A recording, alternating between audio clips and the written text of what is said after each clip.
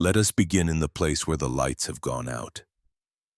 It usually happens slowly, imperceptibly, like a dimmer switch being turned down. Day by day until one morning we wake up and realize that the color has drained out of the world. The things that used to bring us joy, the morning coffee, the favorite show, the ambition at work, the time with friends, now taste like ash. We look at our lives and on paper everything might be fine. We might have the job, we might have the relationship, we might have the health. We might have checked every box on the list of the American dream. But inside there is a howling silence. There is a sense of profound disconnection, as if we are astronauts untethered from the ship drifting slowly away into the cold black void of space. We feel heavy. We feel tired, but it is not a tiredness that sleep can fix. It is a tiredness of the soul. It is the exhaustion of wearing a mask that has become too heavy to lift. We go through the motions. We smile when we are supposed to smile. We say, "I'm fine," when people ask. But behind our eyes, we are screaming. We are asking the terrifying questions, is this it? Is this all there is? Who am I? What is the point of any of this? This is not just a bad mood. This is not just a funk. This is not just a midlife crisis. This is something ancient, something primal, and something deeply sacred. This is the dark night of the soul. In our modern Western culture, we are terrified of the dark night. We live in a society that is addicted to the light. We are obsessed with happiness, with productivity, with growth, with the up and to the right trajectory. We believe that life should be a constant summer, an endless harvest. We believe in good vibes only. We believe that if we are not happy, we are failing. So when the winter comes, when the darkness falls, we panic. We think something has gone wrong. We think we are broken. We think we have made a mistake. We rush to the doctor for pills. We rush to the bookstore for self-help strategies. We try to positive thinking our way out of the abyss. We treat the darkness as an enemy, an intruder, a virus that must be expelled so we can get back to being productive members of society. But I am here to offer you a different map, a map that suggests that the darkness is not a mistake. It is not a malfunction. It is a surgery. The dark night of the soul is not the death of you. It is the death of your ego. It is the death of the false self that you have spent your entire life building. And like any death, it is painful. It is terrifying. It is disorienting. But it is also the prerequisite for rebirth. You cannot have the resurrection without the crucifixion. You cannot have the butterfly without the total violent disintegration of the caterpillar. We need to distinguish this from clinical depression, and this is important. Depression is often a state of "I am not enough." It is a collapse of self-worth. The dark night is different. The dark night is a state of "this world is not enough." It is a crisis of meaning. It is the realization that the toys we have been playing with, money, status, romance, validation, are no longer satisfying. It is the soul waking up and realizing it is starving, even though the ego has been stuffing it with candy. In the dark night, we don't necessarily hate ourselves, though we might judge ourselves. We are just profoundly done with the game we have been playing. We have seen behind the curtain and we can't unsee it. Let's look at the metaphor of the alchemical process. The ancients called this stage nigredo, the blackening. In alchemy, before you can turn lead into gold, you must first burn the lead. You must subject it to intense heat until it turns black, until it decomposes, until it loses its original form. This is the putrefaction. It sounds gross, it sounds terrible, but it is necessary. Right now, you are in the nigredo. You are being cooked. The heat of your own suffering is burning away the impurities. It is burning away the illusions. It is burning away the you that you thought you were, so that the you that you actually are can emerge. Let's talk about the caterpillar. We love the image of the butterfly. We put it on greeting cards and inspirational posters. We love the after, but we rarely talk about the during. We rarely talk about the cocoon. Inside the cocoon, the caterpillar does not just sprout wings. That is a fairy tale. The truth is much more violent. Inside the cocoon, the caterpillar releases enzymes that dissolve its entire body. It turns into soup. It turns into goo. It completely loses its structure, its identity, its form. It dies. But within that soup, there are cells called imaginal cells. These cells hold the blueprint of the butterfly. At first, the caterpillar's immune system attacks these cells as foreign invaders. It fights its own evolution, but eventually the imaginal cells multiply. They connect, they take over, and from the soup of the old self, the new self is constructed. Right now, if you are in the dark night, you are in the goo, you are in the soup. You have lost the old structure, the old identity, the old beliefs, the old desires, but the new structure has not yet formed. You are in the liminal space. The space between no longer and not yet. And this space feels like dying because in a very real sense it is. The thing that is dying is your conditioning. Think about how you built your life. From the time you were a child, you were told who to be. You were told what success looks like. You were told that if you got the grades, got the degree, got the money, got the partner, got the house, you would be happy. You built an ego, a persona based on these external markers. You built a house on the sand of other people's expectations. You built a fortress to protect yourself from pain. The dark night is the tide coming in. It is the earthquake. It is the universe saying, this structure is too small for your soul. This identity is a cage, and I love you too much to let you stay in a cage even if it is a gilded one. So the universe pulls the rug out. Maybe it happens through a tragedy, a divorce, a job loss, a death. This is the tower moment. Or maybe, and this is more common and more confusing, it happens through a slow, creeping realization of meaninglessness. You get to the top of the mountain, you look around, and you climbed the wrong mountain. You have the success, but you feel empty. That emptiness is the call of the dark night. We feel abandoned by God or by the universe or by life. This is a hallmark of the dark night. The spiritual practices that used to work, prayer, meditation, yoga, affirmations, suddenly feel dry and empty. The connection is gone. We feel utterly alone. We feel like we are speaking into a dead phone line.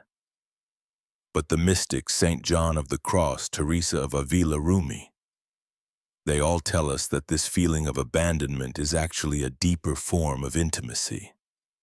When you are a child, your parent holds your hand to help you walk. You feel safe. But for you to learn to walk on your own, the parent must let go. They must step back. They are still there watching, protecting, but they remove the support so that you can find your own balance. The universe has removed its hand, not to punish you, but to force you to find the source of light within yourself rather than looking for it outside. As long as you are dependent on external validation, even spiritual validation, you are a child. The dark night is your initiation into spiritual adulthood. It is the universe trusting you enough to leave you in the dark. We must talk about the void. When the ego dissolves, it leaves a vacuum. We are terrified of this emptiness. In America, we are trained to fill every second with noise. We scroll, we watch, we listen, we eat, we work. We run from the void as if it were a monster. We treat silence like an emergency. But the void is not empty. It is pregnant. It is the womb of creation. In the beginning there was darkness. Before the Big Bang there was the void. Before a seed can grow, it must be buried in the dark, damp, crushing soil. We are being buried. And it feels like we are being buried alive. We scratch at the lid of the coffin. We scream for light, we bargain, but the work of the dark night is to stop scratching, to stop screaming, and to learn to wait, to learn to sit in the darkness without trying to turn on the lights, to learn to trust the germination process that is happening underground, where we cannot see it. This brings us to the hardest practice of all: surrender. We want to fix the dark night. We want a 5-step plan to get out of it. We want to know how long it will last. Is it a month, a year, 10 years? The ego wants a timeline. The soul has no clock. The dark night will last exactly as long as it needs to. It will last until it has finished its work. It will last until you stop fighting it. This is the paradox, the backwards law of Alan Watts. The more you fight the darkness, the longer it stays. The more you try to solve your suffering, the deeper it gets. Because the you that is trying to solve it is the ego, and the ego is the problem. You cannot fix the problem with the same mind that created it. You have to give up. And I don't mean giving up on life. I don't mean despair. I mean giving up the illusion of control. I mean raising your hands and saying to the universe, I don't know. I don't know who I am anymore. I don't know where I'm going. I don't know what matters. My old tricks don't work. I am empty. Take me. Do with me what you will. Reshape me. This is the moment of defeat that becomes the moment of victory. This is the rock bottom. And the beautiful thing about rock bottom is that it is solid ground. You can't fall any further. The crumbling has stopped. You can finally rest. When we stop fighting, we enter a state of wu-wei, effortless action. We stop swimming against the current of our own misery. We float. We allow ourselves to be sad. We allow ourselves to be unproductive. We allow ourselves to be messy. We allow the grief to wash over us like a wave instead of trying to build a dam to stop it. We accept that we are in winter. You don't yell at a tree in January for not having leaves. You don't shake the branches demanding apples. You don't ask the flower to bloom in the snow. You know that the tree is doing important work underground. It is gathering energy. It is deepening its roots. It is resting. You are in your spiritual January. Respect the season. Stop trying to force a summer that isn't here yet. Stop trying to glue fake leaves onto your branches to look like you are okay. Be bare. Be winter. During this time, your external life might fall apart, or it might just change. Friends might leave because they don't understand why you aren't fun anymore. They like the caterpillar. They don't know what to do with the goo. You might lose interest in your career. The things that used to motivate you, money, prestige, now seem silly. You might feel like a stranger to your own family. This is painful, but it is necessary. The fire is burning away the dead wood. Everything that is leaving you right now is something that cannot come with you to the next level. It is too heavy. It is too small. It is incompatible with the frequency you are moving into. Let it go. Do not cling to the old life. It is a ghost. You cannot live in a haunted house. You are being stripped naked so that you can be clothed in something new, something real, and then, slowly, so slowly you almost don't notice it. The shift begins. It doesn't happen with a fanfare of trumpets. The sky doesn't part. It happens in the quiet moments. You look at a leaf on the sidewalk, and for the first time in months, you see its beauty. You see the veins, the color, the miracle of it. You drink a cup of tea and you actually taste it. You hear a bird sing and it touches something in your chest that you thought was dead. The light starts to return, but it is a different kind of light. It is not the harsh, artificial neon light of your old ambition. It is not the flashy strobe light of external validation. It is the soft, golden, steady light of authenticity. It is the light of the morning star. You realize that you have changed. You are heavier, but in a good way anchored. You realize that you don't care anymore about what people think. The dark night has burned away your fear of judgment. You have faced the worst, the total loss of self, and you survived. So what can anyone do to you now? What can a mean comment do to someone who has walked through the valley of the shadow of death? You find that you speak your truth more easily. You set boundaries without guilt. You gravitate towards things that are simple and real. You lose your taste for drama. You lose your taste for pretense. You have lost your happiness, that shallow, fragile excitement that depends on things going your way. But you have gained joy. Joy is different. Joy is deep. Joy is the knowledge that you are indestructible. Joy is the quiet hum of connection with the universe that exists even when things are going wrong. Joy is the feeling of the ocean depths, calm and still even when there is a storm on the surface. We emerge from the dark night as different people. We are less judgmental because we know how hard it is to be human. We know how fragile the psyche is. We are more compassionate because we know the landscape of suffering. We have the map of hell in our pockets so we can help others find the exit. We are more humble because we know we are not in control. We become wounded healers. Our scars become our credentials.